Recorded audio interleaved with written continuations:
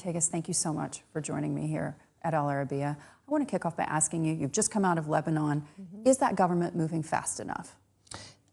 Yes and no. So I will say, first of all, they're dealing with a historic challenge. You know, obviously, the past 10 years have been devastating for Lebanon.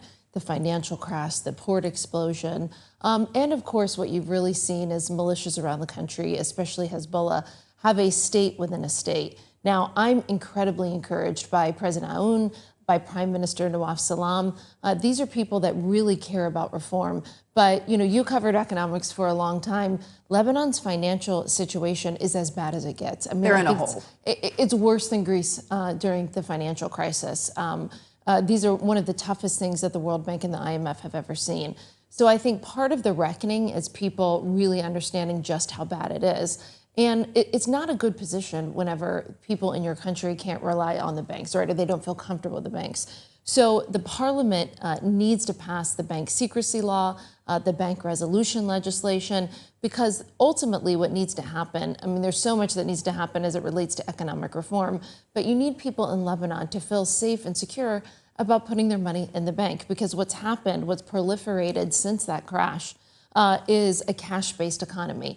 And cash-based economy fuels bad actors, corruption, terrorism financing. And because of that, you did see, unfortunately, Lebanon was gray listed at the FATF. So what I think the new prime minister has done is to put together an excellent cabinet. I mean, these are people, and I met them. First of all, everyone came in. They didn't have a party affiliation. And they swore not to run for the election next year in the May 26th election. So it was people that were coming just to try and help turn their country around. You're talking about Blackstone executives, HSBC, JP Morgan. I mean, these are Lebanese diaspora from around the world that said, I'm in a really lucrative career, but I'm going to put that career on hold to come back and try and save my country. So all of this is incredibly important. The government is working very quickly on these reforms. We've got IMF, World Bank spring meetings coming up where I know Lebanon wants to make the case. But what I said to their leaders, you can't make the case at the IMF Bank, World Bank spring meetings if you haven't passed the legislation in Parliament to show that you're serious about these reforms, that it's not just talk. So I'm really encouraged. I met probably 9 different cabinet members, the new central bank governor, while I was in Lebanon, in addition to the president and the prime minister, who I have a great relationship with.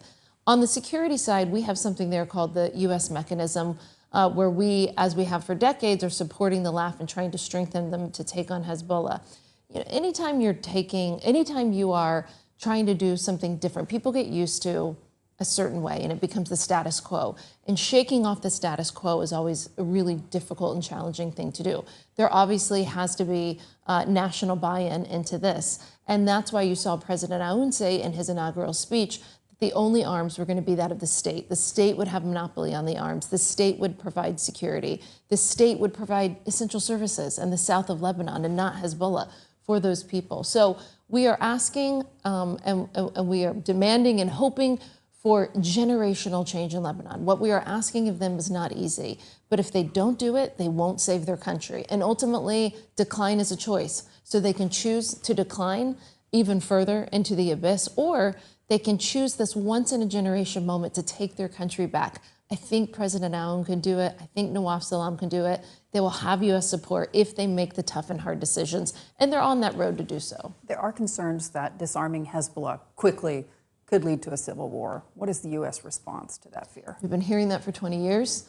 When you have cancer, you don't treat part of the cancer in your body and let the rest of it grow and fester. When you have cancer and you want to be a whole patient, you cut the cancer out.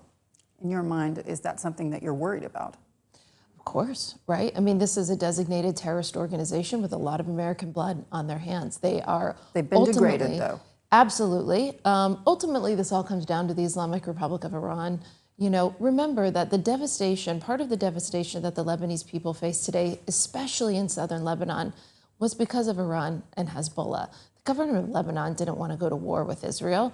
It was on October 8th, 2023, that Hezbollah and Iran decided to get into the war, which ultimately led for catastrophic consequences for the people of the South. And there's Shia villages, Christian villages down there. These people deserve a lot better. They were forced into a war that nobody wanted to be in, and their livelihoods and their homes and their communities were destroyed because of it. So I hope that they will make the choice to cast off people who only want war with their neighbors and instead to turn to a brighter future. And the Lebanese armed forces, how do you feel about their ability at this point to secure Lebanon, internally and externally? They have every ability to do so. I mean, the United States has provided support, training, and equipment for decades. We continue to do so. We've even added military advisors on the ground in Lebanon. It is not a capacity. So to those who say Hezbollah is needed to protect us, the response would be? Crazy, right? No, the LAF can do it. And by the way, if we've been providing assistance for several decades and they couldn't do it, then there's a problem with their U.S. assistance. So I've never believed the argument that they can't do it. They have the capability, they just need the political will. Talk to me a little bit about this part of the world. We're here in the UAE, Saudi Arabia as well. These are two countries that the U.S. wants to be involved in the stabilization of Lebanon. But can they do it when oil prices are below $65 a barrel? First of all, I think it's so great to be back in the UAE. I love being here. It's sort of, I exhale when I land in Abu Dhabi or Dubai. So I'm grateful that they have me back in here and speaking at an important conference. You mentioned the Trump administration. I should say that these are some of our closest allies, closest friends and partners in the world. And that's important. You know, one of the first I believe the very first phone call President Trump made was to the Crown Prince of Saudi Arabia. We've already had the UAE National Security Advisor visit the United States. We're in constant contact and communication on a variety of issues, Lebanon, Syria. Obviously, UAE made the groundbreaking and really courageous choice to be a part of Abraham Accords and to lead that effort. So the Houthis in Yemen, I mean, what's great about UAE and Saudi Arabia is there is not a challenge in the Middle East that we don't look to solve together. I mean, I never look, even in Lebanon, my first calls are to Saudi and UAE and Qatar, and I'm saying, where are you on this issue? Here's what I think. Here's where the United States is. Where are you? Can we do this together? Can we work on this together? In fact, we sent together UAE, Qatar, the United States, Kuwait, and Saudi Arabia. We sent a note to Lebanon that said, if you'll enact these reforms, we'd be happy to host something for you on the margins of Spring Bank Fund meetings. I say that to say that we're going to continue to move in concert together on all of these challenges in the Middle East. You know, in the Trump administration, we understand that we're putting Americans first. We're putting what foreign policy is best for the American people first. And part of the way that we do that is understanding that we don't necessarily have the right prescription for every country in the world. We're focused on saving our own country.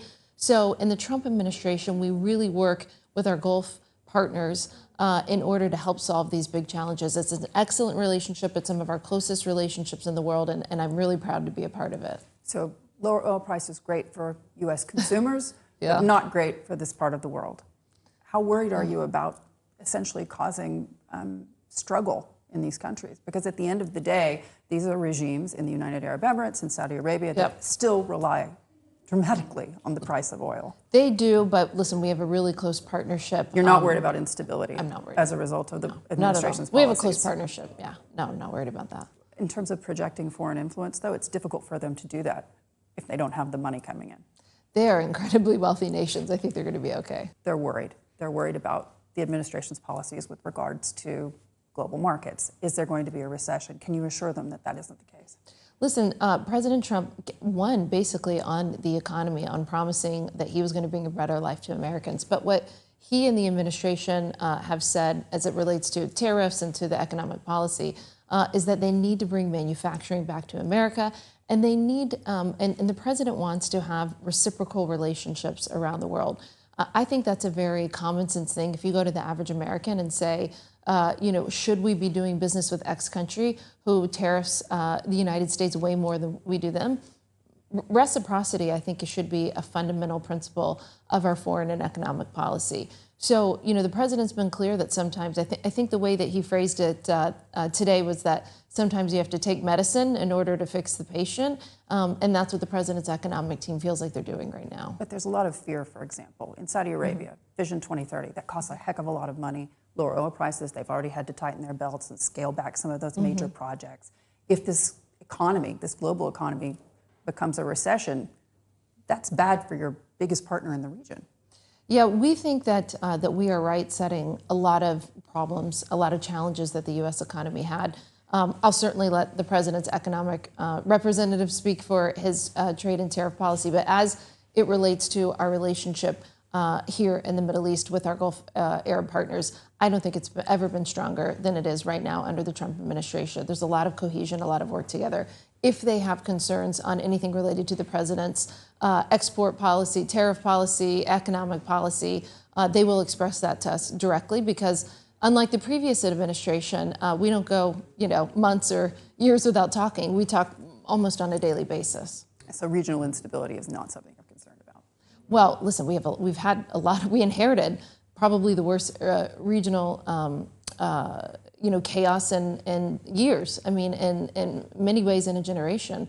I mean, we inherited hot wars all over the planet, right? A hot war between Russia and Ukraine. Obviously, even before President Trump was inaugurated, the Biden team allowed Steve Witkoff, my boss, to go to Doha to negotiate to get some hostages out, which was huge, right? That we were able to help get that ceasefire and to bring some hostages home. And we want to bring the remaining hostages home. So we were, listen, here's how I've described it. We were handed dumpsters on fire, and we've been trying to fix it. So am I worried about regional instability? Well, that's what we inherited. What I'm not worried about is our ability with our Gulf Arab partners to be able to solve those problems together. We have big things that, that we walked into. Another one is the Islamic Republic of Iran. UNSCR, UN Security Council Resolution 2231 expires this year in October. And then the JCPOA, what was left of it at the UN, goes away. Iran has been in defiance of the JCPOA for 3 years, and no one's done anything about it. They've been enriching at a minimum of 60% since, I think, April 2021. And in spite of that, President Trump reached out to Iran. They responded. What's the next step?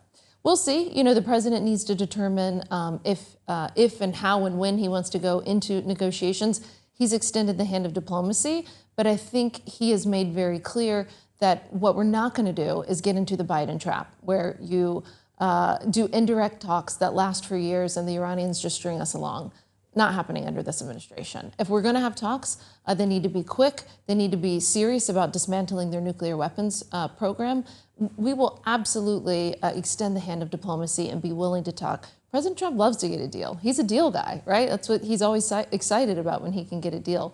But the deal has to not be where we're getting played. And we think under the Obama administration, during the JCPOA, and under the Biden administration, all Iran has done is to sort of hold their nuclear weapons program hostage. And they got nowhere. And in fact, they're in violation of basically every IAEA standard that you could be. They're like I said, they're enriching uranium at record amounts. I mean, we are in an incredibly dangerous place with them. But we don't want it to be that way.